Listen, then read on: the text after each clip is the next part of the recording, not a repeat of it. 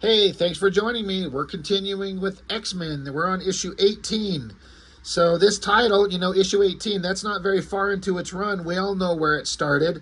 This was the title that Jim Lee was on. This is the one that he started, and the highest selling American comic book of all time.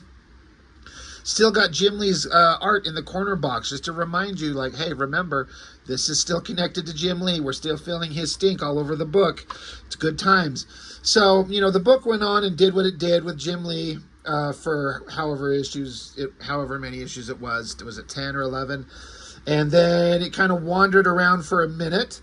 And then it had to go into the Executioner song, which I recently got done reviewing all the issues, 12 parts of the Executioner song.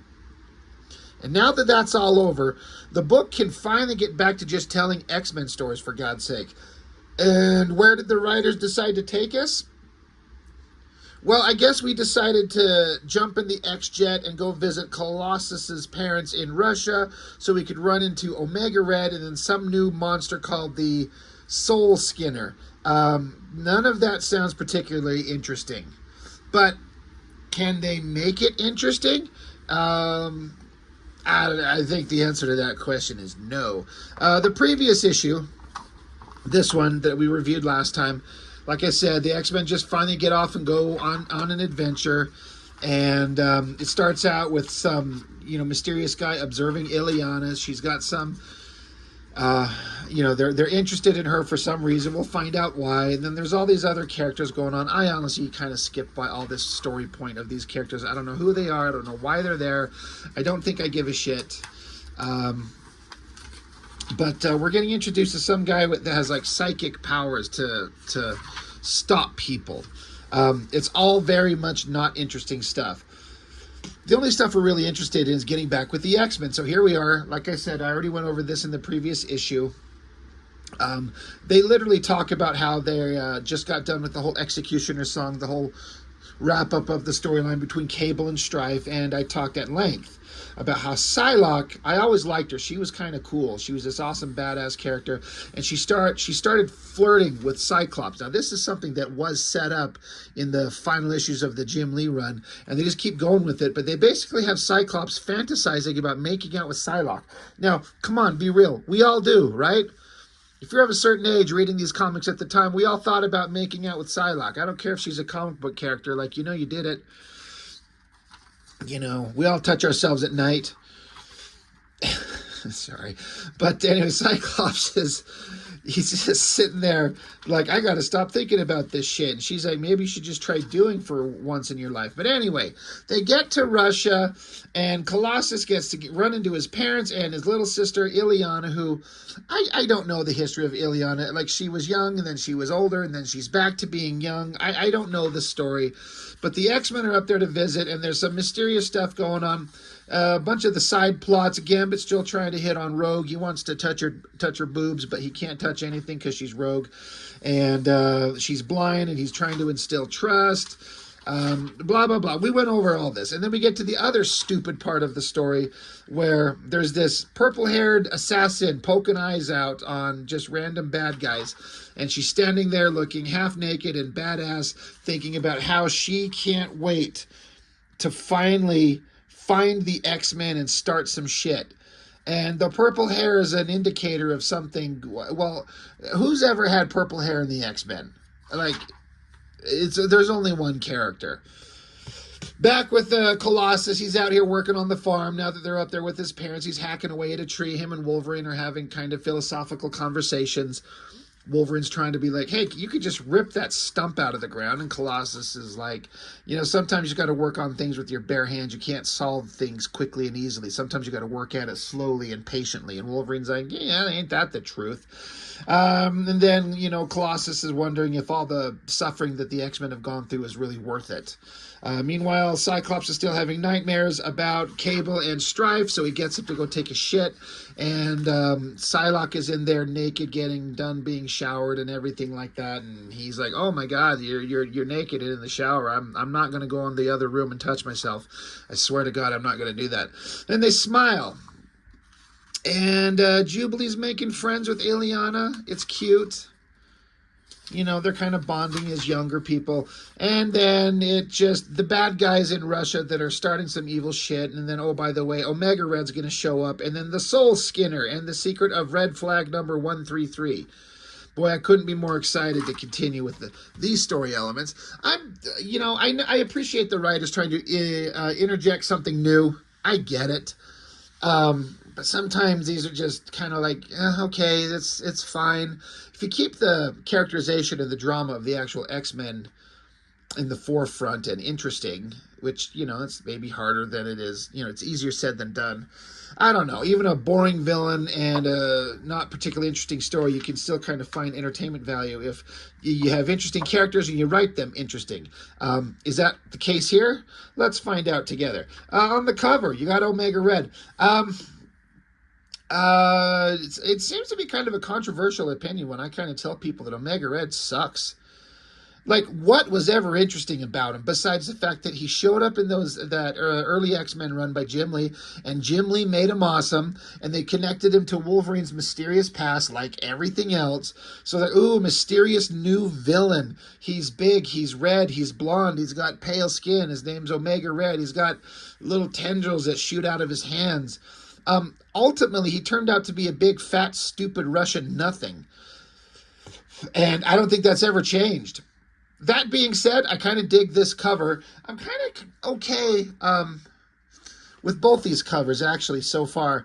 Andy Kubert, I struggle with his art often in certain ways, and I appreciate big parts of it in other ways.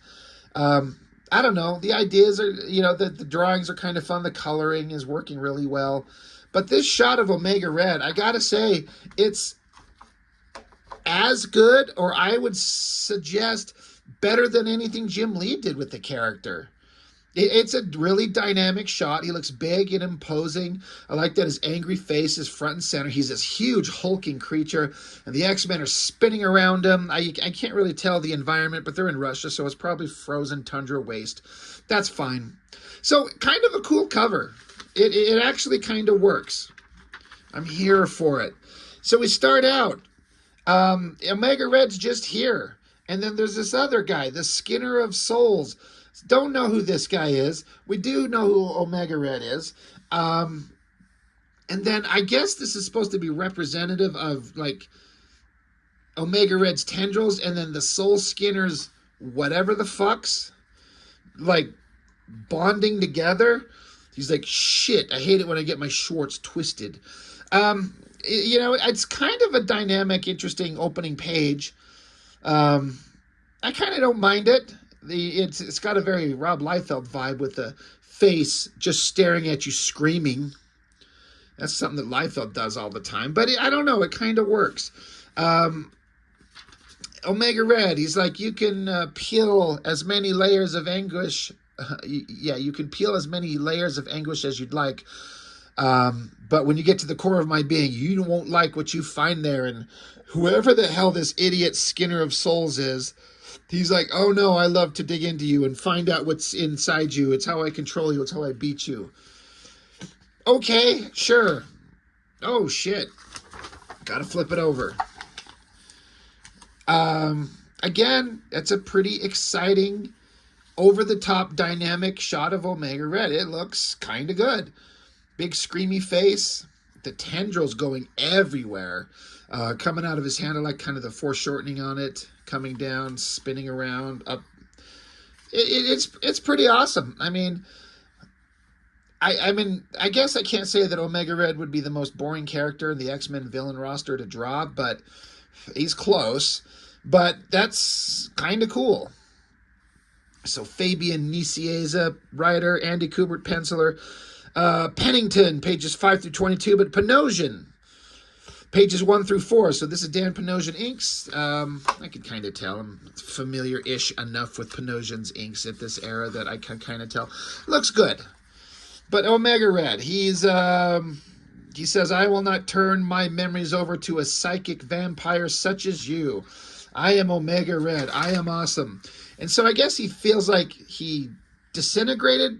This is all just kind of weird because this character was not introduced in the previous book, or at least in that form. Maybe he was just this guy I don't know, but he was never really shown. So now he's just here. And so is Omega Red. He's just here. They're just fighting. And so I guess Omega Red thinks he blew him up. There's all this goo flowing around him. He says, "Where have you gone, mind rapper?" Oh, no, that says raper. That'd be a good rapper name, just Mind Rapper. His new album. But yeah, Omega Red's like, "I stopped you," and then Soul Skinner pops up. "Oh no, I'm way tougher than that. Don't worry." So Omega Red's like, "Well, all right, let me use my tendrils."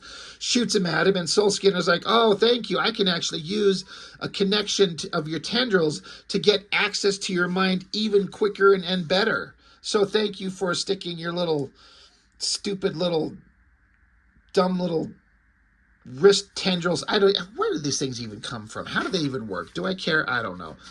And now Omega Red's covered in a bunch of gross black Soul Skinner worms.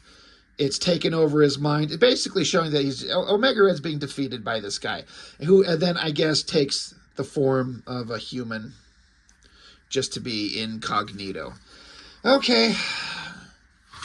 Don't care. Back with the X-Men. Well, now they're in a jet.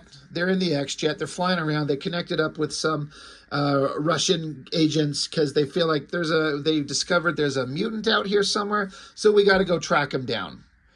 This is important. We're in Russia. There's a new mutant somewhere. Something's going on. We're going to go track it down. This is kind of a start of Colossus going down a dark path that will pay off several issues later, where basically he joins Magneto. Y'all remember that, I'm pretty sure, but I feel like this is kind of the start of it. Peter was always the light-hearted, kind, sweet soul. You know, the juxtaposition of this kind, gentle man in this giant, powerful body. But he starts going down a dark path, and things happen to him. Like already, over in Uncanny X-Men, his brother had been killed. His brother had been lost forever. They found him. They thought he was alive. Oh my God, joy, happy, happy, joy. But then he gets killed again, and so now he's sad. So now he's off visiting his parents and his sister. Hopefully nothing bad happens to them, right? But yeah, Colossus is going down a dark path. Anyway, hey, we're no more time for philosophy. We're here. Let's get ready. So then it just jumps to a panel where just Iceman, Colossus, and Psylocke have already jumped out and are on the ground while the X-Jet is, coming in for a landing. These guys are supposed to be like scouting the ground. They're in this village that we saw in the earlier issue, and everyone's just kind of frozen and not moving. Psylocke is doing her psychic thing, trying to figure out what's going on, but there's nothing in their minds. They're blank slates. Like, well, all right, let's keep looking. The Russian agent that's here, he says it's as if everyone's minds in this town have been erased. It's indicative of a telepath of monumental abilities. So Cyclops says, well, between your psych shield armor and the mental disciplines Professor Xavier instilled in us, we should be all right. Yeah, famous last words.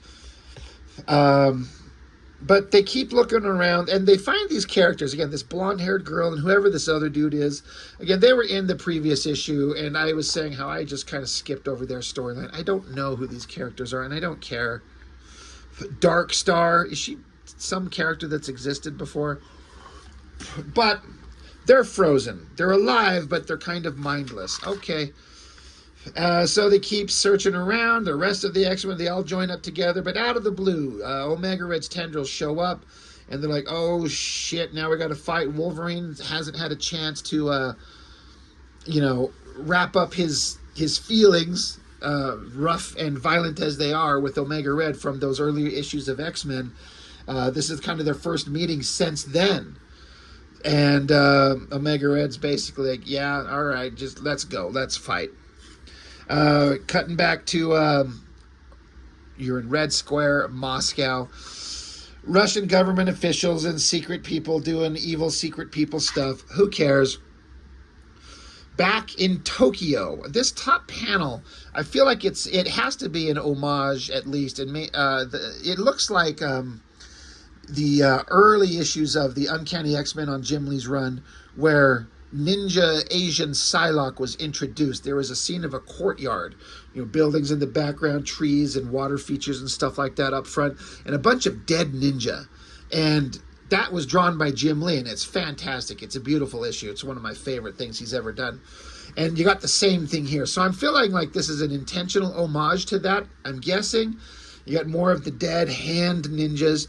And so you got this guy here, Lord Nyorin. I'm not sure who he's supposed to be. Is he the leader of the hand or something like that? I don't know. But he's with this girl that we met in the previous issue. She has the purple hair. She's got a skanky half-naked outfit that doesn't make any sense, but it's hot because it's a comic book girl. And they refer to her as Quanon, KwAnnon. The guy's like, so many lives wasted, all for the sake of proving your point. She says, how else am I supposed to show you I'm prepared to regain my rightful place as your elite assassin, my lord, than by eliminating your honor guard? He's like, all right, you fight against, very well, Quanon, fight against the spirit of your namesake, as you always have. Show no mercy to any and all. But then he says, but you know the one act you must perform in order to truly regain your former place, do you not? She's like, yes, indeed, Lord Nyorin. I must eliminate my other self. The Xmen called Psylocke must die. So for some reason, this girl is after Psylocke, Asian ninja Psylocke. But this girl's got purple hair. What could this possibly be? I think I kind of alluded to it in the last issue, but it's one of two things that they do to start really screwing around with the character of Psylocke as she existed and basically ruining her. They just fuck her up and make her intolerably stupid, and I really dislike it. Psylocke was awesome up until this shit that they start here. Back in Russia, Wolverine's tearing into Omega Red. That's pretty awesome. Cyclops is shooting him from behind, and for some reason it doesn't work. Wolverine's trying to chop him up. I like the screamy faces. Andy Kubert can do this pretty dang well when he wants to. He'll do some really weird artistic things, especially in the faces, but that's pretty awesome. Psylocke is coming up behind, nails him with the psychic knife. She's like, we got to just take him down. Good screamy face. She hits him with the focused totality of her telepathic powers. And then you get this kind of awesome shot of her kind of standing there, the coils in his hands kind of wrapping around her, but not touching her, but just lightly wrapping around her. And he's just standing there, ominous. Again, a big open-mouthed, screamy face. Like, Andy Kubert's really doing a Rob Liefeld riff, because all he does is open-mouthed, screamy faces. There. They're just everywhere. But Andy Kubert kind of makes it awesome. And he's basically saying, oh, isn't that awesome? Isn't that interesting? Your psychic knife didn't do anything. Or are you just surprised to find there's no mind left to slice open? So her kind of power that she uses in Clutch, when she needs to, she basically can take down everyone. And she a lot of the other X-Men were kind of scared of her because of that thing. It's a dangerous weapon that she has, that psychic knife. Doesn't work. So he knocks her away. Iceman catches her. And then so Omega Red, oh, by the way, in case you forgot, he can release this death spore virus. It's like its pheromones ooze out this disease thing that drops everyone on their asses, makes them sick, and probably will kill you if you're around it long enough. Cyclops is telling Wolverine, we got to stay back. We got to stay out of the range of that. And Wolverine's like, well, he's still got Jubilee too close. I've got my healing factor. I can counter that. And Cyclops is trying to be reasonable. He's like, dude, hold on. I can just shoot him with my optic blast, you dumbass. But then from behind, this guy, I'm guessing this is the Soul Skinner, enters his mind and knocks Cyclops down. I like this art. That all looks pretty good. Looks really neat. So the Soul Skinner starts digging into Cyclops' mind. So we get a big splash page. Cyclops' face up here. I guess the Soul Skinner, this thing here. And so he goes through Cyclops' mind. And you see the suffering that Cyclops has been through, at least in part. I've never actually read the issue, but I know kind of the story about how Cyclops and Havoc, Alex and Scott, as young boys. I think they were in a plane with their parents, and their parents had to push them out in a parachute before the plane crashed, and that's how their parents died, and that's how they survived. So that's part of the torture. But then he sees how Cyclops had a son, and then they show a baby with Strife's mask on. And so the Soul Skinner, he says, to succeed as a mutant, does a Summers have to fail as a human? Anyway, he basically says, a child, a baby, you lost like me. So the Soul Skinner, I think, is he's implying that he lost a child too in his past, and he sees that Cyclops has had that happen to him very recently. So it has the potential to have been kind of interesting. I get what they're going for here, but I don't know if the point kind of hit home because they're so vague. Because even the writers don't have all the story points exactly worked out as far as what Strife was to Scott Summers, if anything. But Cyclops drops to the ground, and then just Omega Red gets way close. It's like these guys are so close they're going to start making out or something. Didn't Wolverine run off to go kill Omega Red? Oh, look, he's just knocked out. I guess Omega Red just kicked his ass again. But I got to say, this shot of Omega Red, this shot of his face, pretty awesome drawing.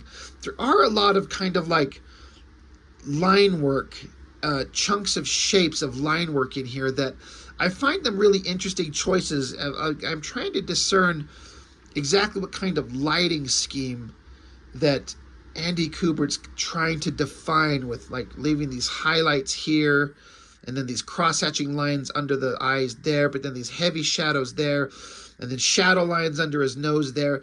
In terms of art and where you put all these lines, you're supposed to kind of indicate a light source, and it just feels like a bunch of random shapes. But that being said, I kind of like it. It looks good. It's a really weird thing. But basically, the Soul Skinner, this boring-ass creature, he's like, how does one man, he says, I didn't think it possible. His mind's so guarded, so tortured, but how does he live with the guilt? So that Cyclops, he's saying, lives with so much guilt, it actually kind of takes the Soul Skinner, stops him in his tracks. He's like, wow, that sucks. He's got a rough life. Anyway, the Soul Skinner and Omega Red beat all the X-Men. So Wolverine, Jubilee, Cyclops, Iceman, I think that's all, and Psylocke, yeah. They just beat them. All right, well, good job, X-Men. Elsewhere, Colossus and the Russian soldier guy in the armor, they're searching around. They get some readings. They bust into a building. That's a pretty awesome shot of Colossus busting through the wall. There's a bunch of kids, but they're not blank slates, immovable like all the adults in the town. So Colossus is like, holy shit, they're not under anyone's mind control. He says, I'm going to revert to human form so I'm not so scary. And then he tells the Russian soldier, he's like, you should remove your mask so you don't appear as scary as well. He's like, all right, if you say so. And so this is where the Russian soldier kind of admits to something that I was like, okay, this is weird. Colossus is like, does this mean that the Soul Skinner's power is not absolute? Like he can't take over children? So maybe that's, something we can exploit. So then this Russian guy, he starts explaining about this red flag operation that's going on. The scenario is quite specific. If we were to fail, then the incursion was to be destroyed, and Colossus is like, destroyed? But how do you accomplish that without destroying the entire village? And he says, well, we use red flag number 133. Forgive me, Peter. God forgive me. So the Russian government was trying to find something, and they're going to do something. If they couldn't stop it, they're going to wipe out a village, I guess is the implication. So then it cuts back to some government crazy sci-fi vehicle rolling up on the farm of Peter's parents. And these soldiers come out. They're wearing the same kind of armor that the other guy is, the guy that's with Colossus. They're wearing the same kind of armor. They kick the door down. There's Colossus's father. And then, by all intents from the visuals, they shoot him dead. This is a pretty awesome shot. I love the angle with the big gun up here close, but then we're looking under it at the other guys. I like the color choices. This kind of monochromatic thing there, then the bright energy blast from the guns. The gun designs themselves are kind of wild. And so the mom, she's upstairs. She's like, she hears something, and so she sees the carnage down below. She goes running. They unload on her. They shoot at her. The implication seems to be that she's dead. So then the Russian soldiers stand here. They go into the room of Ilyana. She was pretending to be asleep, but she's faking it. And they put these wires on her head to kind of make her go, you know, to immobilize her. And they're like, child, it's best if you come with us. So the implication is that they just slaughtered Colossus's family. Like he lost his brother. Now mom and dad are dead. These Russian soldiers just stomped into his house and shot them dead. And so, God, you know, before I continue with the story, this is, and it's been all throughout this book, but Andy Kubert does some weird shit with faces. These slanted eyes at very specific, harsh angles. And he likes to do this lighting effect. He really loves to do it with this lighting down the end of the nose and then under the lips, around the mouth. He draws this kind of highlighting effect on faces all the time, and sometimes it just starts looking a little weird. But anyway, Colossus is like, what do you mean? You mentioned a red flag, a mutant you have kept watch over for a long period of time, short of a thermonuclear detonation. What kind of a mutant do you plan to use against this mind raper? So they're talking about the soul skinner. They want to stop that thing, but what kind of mutant power are you going to use against that thing? So the soldier says, I will tell you everything. Our scientists have been experimenting with teleportation and warp technologies. Since your brother Mikhail first manifested his warp abilities years ago, it was decided to keep a close watch on his siblings should similar powers develop. Such powers did manifest in Red Flag 133. And in an odd way, when she was older than she is now. So Colossus is like, my sister? You plan to use Ilyana, but she is a child. Her powers will not manifest themselves for years. He says, I know, but there is a genetic acceleration process we have been developing. If it could successfully evolve her towards adolescence again, enabling the child to access her warping powers. And Colossus says, or it could very well kill her. So, the next issue, the return of magic or the end of Ilyana. So again, I never read those issues. I believe that it was that's New Mutants, right? Where she was older, she was the character Magic, and then she was reduced in age. But basically, the government wants to use her crazy mutant powers to stop the Soul Skinner character, but they need to accelerate her aging. It's a weird, convoluted kind of story, but that's X-Men for you. But also the fact that it's seemingly Colossus's parents are shot dead. When he finds that out, he's going to lose his damn mind. And I think I got it right here. If you look at the cover of the next issue, Colossus is raging, kind of makes you think. So we will see in the future what happens. So ultimately, I mean, artistically, Andy Kubert does some really interesting stuff. There was enough dynamic stuff going on here that it kept me interested. I wasn't a huge fan at the time, but now I kind of appreciate, I can see the skill sets that he has. He has some weird artistic quirks that he does that are just bug the shit out of me. But then he does other things that just look fantastic. He's pretty damn good. And this was like 3 decades ago. It's good stuff. The story is not particularly interesting. The stuff with the X-Men that I'm interested in, what's going on with Psylocke here, what's going on with the purple-headed lady over there. What's going on with the flirtation between Cyclops and Psylocke? I don't know, but you also start feeling bad for Colossus because it seems like there's some bad stuff coming down the pipe for him. Anyway, all in all, kind of a middle of the road at best. You know, it's fine. I wasn't hating it, but I wasn't loving it. But it was okay. You know, not bad. It's kind of fun. Again, great cover though. So yeah, X-Men 18, fun stuff. I like it.